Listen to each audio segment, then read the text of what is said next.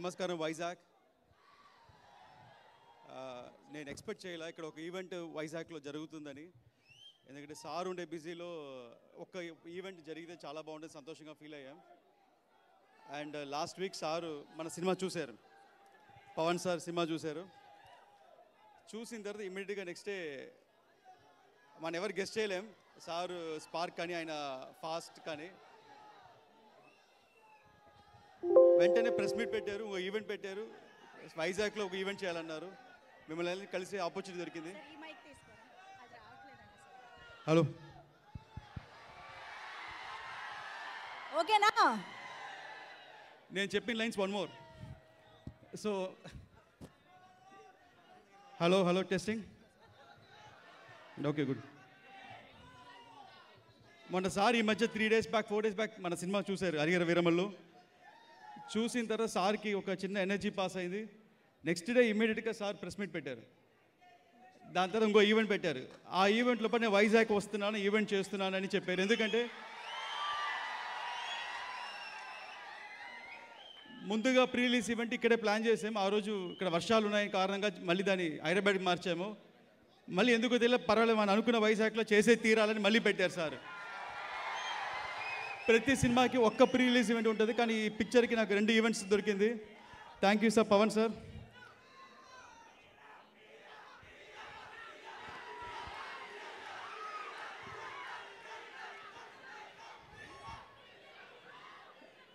మీ అందరికీ కూడా చెప్పాలనుకుంటున్నాను, లైక్ ఫస్ట్గా ముందు నేను సారథి గురించి చెప్పేదానికి ముందు ఈ సినిమాలో పనిచేసిన టెక్నీషియన్ గురించి చెప్పాలి. ముఖ్యంగా మన కిరవాణి సార్ గురించి.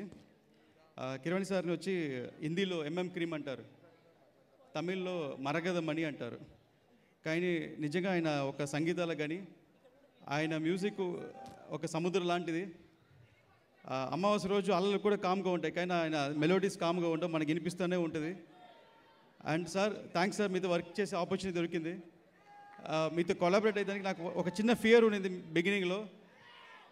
ఎలాగూ నేను మీకు సిచ్యువేషన్ చెప్పి ఎలా మ్యూజిక్ చేయించుకోవాలి ఒక ఐడియా బ్లాంక్గా నేను. బట్ మీరు నాకు కంఫర్ట్ జోన్ ఇచ్చి నాకు సపోర్ట్ చేశారు. బట్ మన లోపల ఉండే ఇన్సిడెంట్ ఇప్పుడు షేర్ చేయాలనుకుంటున్నాను సార్. ఒకరోజు it was heart touching moment. ఆ రోజు incident it's biggest heart touching moment sir. Sir ఏం చేశారంటే లాస్ట్ ఒక 4 months బ్యాక్ సార్ కలిసినప్పుడు ఇప్పుడే మీ బాబాయిని కలిసానన్నారు. బాబాయ్ అంటే మా దయాకర్ గారు ప్రొడ్యూసర్ సినిమాకి. నేను ఒక మాట చెప్పి నీకు చెప్పారా అని అడిగారు. ఏంటి సార్ అన్నాను. ఇదో అందరు చేయరు, ప్రతి ఒక్కరు ఎలా చేస్తారంటే ఒక పెద్ద సినిమా చేస్తే మ్యూజిక్ ఎలా చేయాలి, నాకు ఇంత ఆర్కెస్ట్రా కావాలి, నాకు ఇన్ని వైలెన్స్ కావాలి, ఇలా చేయాలంటారు. నేను సార్ అలా ఏదో చెప్పబోతున్నాను అనుకున్నాను, కానీ సార్ రివర్స్లో నేను పర్సనల్గా కలిసి నాకు వచ్చేదాంట్లో ఒక అమౌంట్ వద్దని అని అన్నారు. నేను షాక్ అయ్యాను సార్ని. ఎందుకు సార్ అన్నాను. లేదు జ్యోతి, లైక్ ఒక మ్యూజిషియన్కి నాకు కావాల్సింది ఒక సాటిస్ఫాక్షన్, డబ్బు కాదు, ఇట్స్ జస్ట్ సాటిస్ఫాక్షన్. నా మ్యూజిక్ పాడాలి అనుకుంటున్నాను, అది నీలో కుదిరింది అన్నారు. It was a heart touching moment sir. I was very happy. నేను ఈ సినిమా ద్వారా మీరు ఇచ్చిన మ్యూజిక్కి నేను కరెక్ట్గా విజువల్స్ ఇచ్చి అందించానని నేను గర్వంగా ఫీల్ అవుతున్నాను. అండ్ ఎవ్రీ సెకండ్ నాకు బ్యాక్గ్రౌండ్ స్కోర్కి సపోర్ట్ చేశారు. ఆల్మోస్ట్ సార్ 60 days ఈ సినిమాకి బ్యాక్గ్రౌండ్ స్కోర్ చేశారు, 60 రోజులు. ఆయన ఉండే బిజీ షెడ్యూల్లో పెద్ద సినిమాని కూడా మేనేజ్ చేస్తూ ఈ సినిమాని మేనేజ్ చేసి ఒక క్లైమాక్స్ మట్టుకు ఒక 12 days చేసి ఉంటారు సారు. అది మీరు ఈరోజు స్క్రీన్ మీద చూడబోతున్నారు. అలాగే ఈ సినిమా గురించి మాట్లాడాలంటే నేను జాయిన్ అయ్యేప్పటి సినిమాల ముందు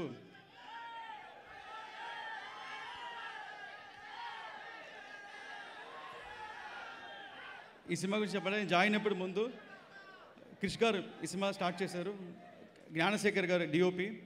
నేను జాయిన్ అయిన తర్వాత ఈ సినిమాలో నేను సేమ్ మన అదే టెక్నీషియన్తో చేయాలని వెయిట్ చేస్తున్నాను, జ్ఞానశేఖర్ కోసం వెయిట్ చేస్తున్నాను. ఎందుకంటే ఆల్రెడీ సబ్జెక్ట్ ఆయనకు తెలుసు, నేను కొంచెం మార్పు తెచ్చాను. సో ఆ పాత మార్పుకి కొత్త చేంజెస్కి కలిపి ఈజీగా చేయవచ్చు, బ్లెండ్ అవ్వచ్చు అనే ఐడియాలో వెయిట్ చేస్తున్నాను. ఒక్కరోజు 2 months తర్వాత జ్ఞానశేఖర్ చెప్పారు నాతో, ఇలాగ జ్యోతి నువ్వు ఒక ఫ్రెష్నెస్గా చేస్తున్నావు, ఒక కొత్త యాంగిల్లో తీసుకెళ్తున్నావు, మేము ఏం చేసినా అదే ఫీల్డ్లో ఉంటుంది, సో నీకు కొత్త టెక్నీషియన్స్ కావాలన్నారు. అప్పుడే నేను కలిశాను ఈ సినిమా డిఓపి మనోజ్ పరమహంస గారు. ఆయన పేరు మనోజ్ పరమహంస, కానీ ఆయన ఒక పెద్ద హింస అండి. ఎలాగంటే ఈ సినిమాకి మేము ఫుల్ లెంగ్త్ పీరియడ్ ఫిలిం అంటే సోషల్ సినిమా కాదు, సో సెట్ చేయాలి లేకపోతే గ్రాఫిక్స్లో క్రియేట్ చేయాలి, ఈ రెండు తప్ప వేరే ఆప్షన్ లేదు. సో దీనికి ఏం చేయాలంటే ఒక 1000 మంది వెనకాల పని చేయాలి. సో దానికి ముందు ఏ యాక్షన్ బ్లాక్ చేయకపోతున్నాం, ప్రతిదీ డిజైన్ చేసి మన పవన్ సార్ అప్రూవల్ తీసుకోవాలి. సో ఒక పెద్ద టాస్క్, ఒక పెద్ద మైల్ స్టోన్ టాస్క్ ఇది. దీనికి మేము ప్రీవిజువల్ చేయాలని డిసైడ్ అయ్యి దగ్గర ఒక 75 days సినిమా, ఒక 1.5 hour ఫుటేజ్ నేను అనిమేషన్లో ప్రీవిజువల్ చేశాను ఆయనతో. దానికి మనోజ్ పర్మస్ దగ్గర అన్ని టెక్నాలజీ ఉండింది. దానికి ఒక్కొక్కసారి నాతో 10 సార్లు డైరెక్ట్ చేయించారు, ఒక్కొక్క సీన్ని 10 times డైరెక్ట్ చేయించారా. సో అలాగే ఈ పిక్చర్లో పనిచేసిన నిధి గారి గురించి చెప్పాలి.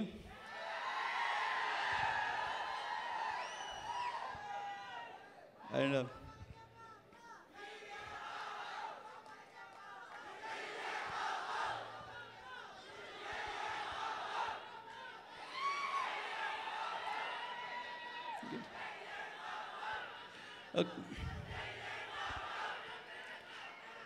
సో నిధి అగర్వాల్, తమిళ్లో ఒక సేయింగ్ ఉంటుందండి, ఎండ్రూమ్ ఇలమై మారాద పెన్ అంటే, ఎండ్రూమ్ ఇలమై మారాద పెన్ అంటే ఒక సేయింగ్లో, పురాణాల్లో అనే వాక్యం అంటే ఎంత అయినా సరే ఏజ్ అవ్వదు అంటారు. అలాగే నిధికి 5 years అయినా ఈ సినిమా కోసం ఏజ్ అవ్వాల, ఇంకా యంగ్ అయ్యారు. 5 years ముందు ఎలా ఉన్నారు, ఇప్పుడు అలాగే ఉన్నారు. అండ్ నేను యాక్చువల్గా నా మధ్యలో మా ఆఫీస్కి వచ్చారు, షూటింగ్ లేనప్పుడు ఆఫీస్కి వచ్చారు. నాన్నగారు సాయిబాబా గుడి కట్టిండారు, వచ్చి ప్రే చేసుకుని వెళ్ళారు. మాకు అందరికన్నా మళ్ళీ ఈ సినిమా స్టార్ట్ అవ్వాలి, రీస్టార్ట్ అవ్వాలని ఎవ్రీడే ప్రే చేసుకుంటూ, అఫర్మేషన్ చేసుకుంటూ, మధ్యలో ఏ ఆఫర్స్ వచ్చినా ఈ సినిమా తర్వాతే అని వెయిట్ చేసి నిధి అగర్వాల్.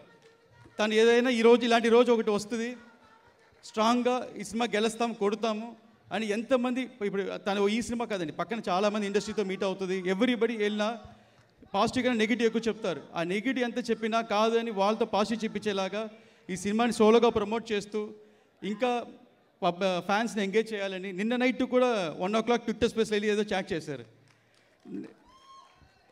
నేను చూస్తే ఇప్పుడు 1 o'clock 1:30 నైట్ నిద్రపోకుండా ట్విట్టర్ స్పేస్లో వెళ్ళి ఎంగేజ్ చేశారు. So thank you Nidhi, thank you so much. ఇంతకాలం వెయిట్ చేసిందందుకు, ఒక నమ్మకంతో వెయిట్ చేసిందందుకు. ఐ డోంట్ నో, బికాస్ నాకంటే మీరే ముందు సినిమాలు ఎంటర్ అయ్యారు. నాకే ఇంత టఫ్ అంటే మీకు చాలా tough. Your affirmations are strong, it will work డెఫినెట్గా. అలాగే ఈ సినిమా గురించి ముందుగా చెప్పాలంటే మా నాన్నగారి గురించి చెప్పాలి. ఏం రత్నం గారు ప్రాజెక్ట్ స్టార్ట్ చేసినప్పుడు నాన్నగారికి మన కళ్యాణ్ సార్కి ఒక మంచి రిలేషన్షిప్ ఉంది. వాళ్ళిద్దరు రిలేషన్షిప్ అది ఏంటి నేను గెస్ట్ చేయలేను. నేను ఎక్కువ మాట్లాడుకోరు, కానీ ఇద్దరికి ఒకరంటే అంత ఇష్టం. ఖుషీలో స్టార్ట్ అయింది. వాళ్ళిద్దరు మాటలు నాకు ఒకటి అర్థమైంది ఏంటంటే, ఒకటి మా నాన్నగారు కళ్యాణ్ గారి ఫ్యానా, లేదా కళ్యాణ్ గారు నాన్నగారి ఫ్యానా, నాకు ఇంకా కన్ఫ్యూషన్. ఇద్దరు ఒకరొకరు అంత కాంప్లిమెంట్ ఇచ్చుకుంటూ ఉంటారు. సో బంగారం చేసాం. దాని తర్వాత ఈ సినిమా స్టార్ట్ అయినప్పుడు మళ్ళీ నాన్నగారు ఇది ఫస్ట్ సినిమా లాగా స్టార్ట్ చేశారు. ఈ సినిమా వెళ్తుంది.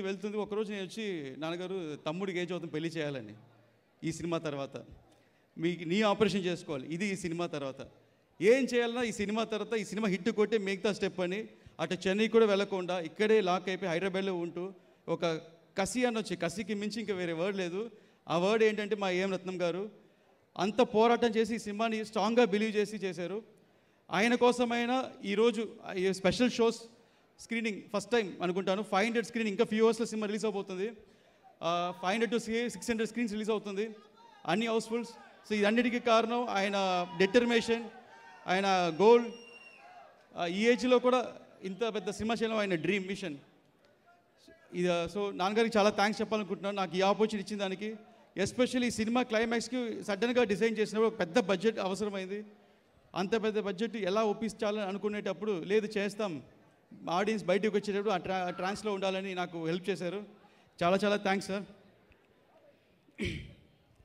ఇంకా అలా చెప్పాలి, చాలా చెప్పుకుంటూ పోవచ్చు. బట్ ఈ ప్రాజెక్టు స్టార్ట్ చేసేటప్పుడు నాకు ఫస్ట్ సపోర్ట్ నాకు ఇచ్చింది వచ్చి మన పీకే సారే.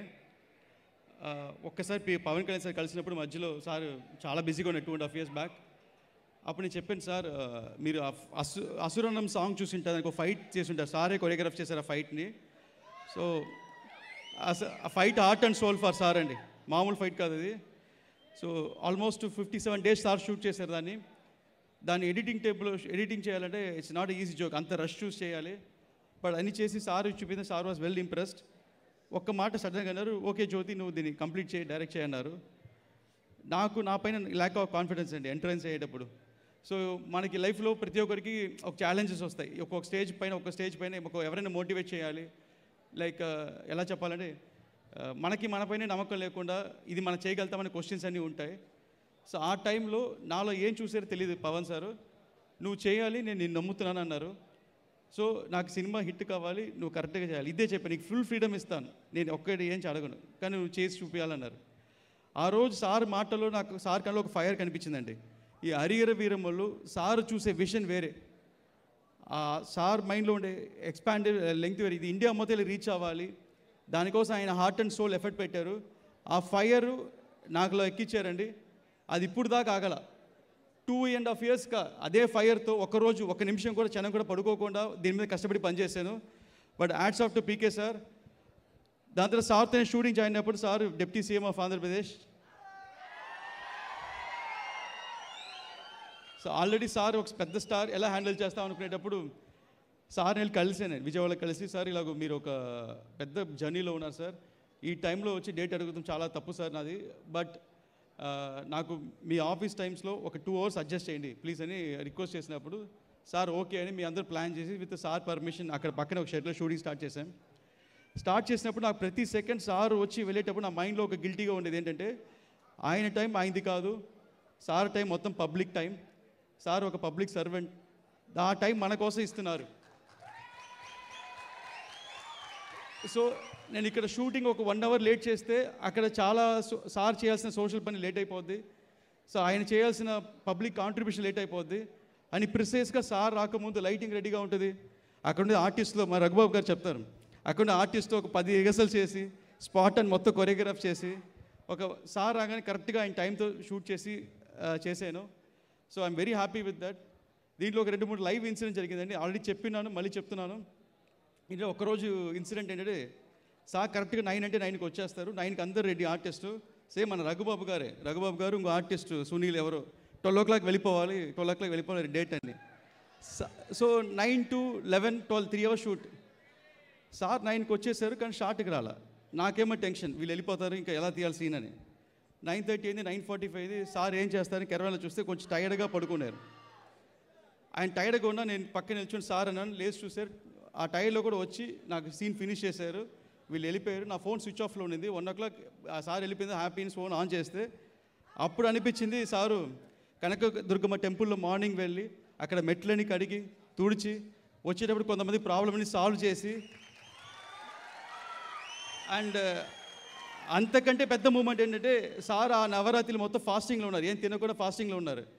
సో అంత టైంలో పడుకున్నాయి, నేను లేపైనా నాకు చాలా గిల్టీగా ఫీల్ అయ్యాను.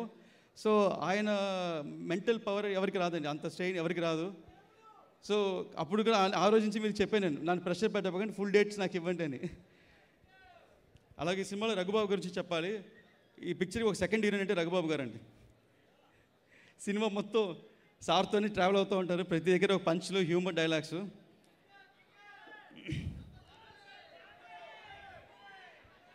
అండ్ ఇంకో విషయం కూడా చెప్పాలండి, సార్ పోలికల గురించి చెప్పాలి, సార్ చేసిన రిజంబుల్స్ గురించి చెప్పాలి.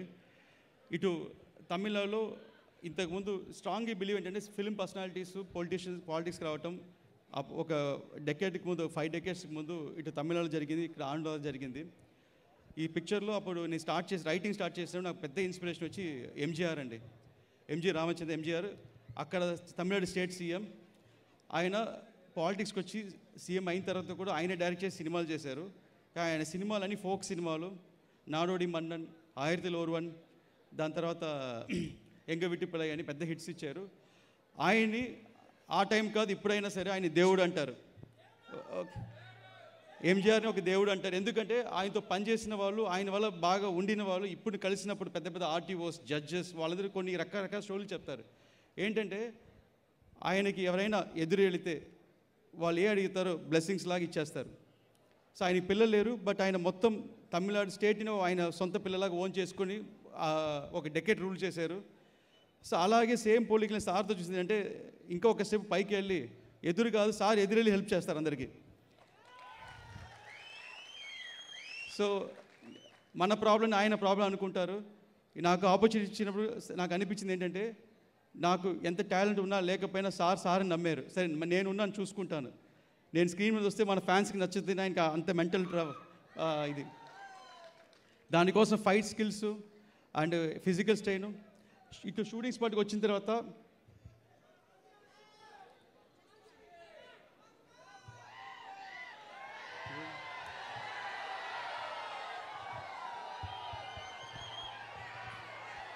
అర్థమైపోయిందా?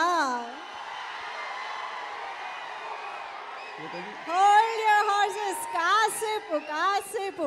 Just no problem, sir. You can conclude your speech, no?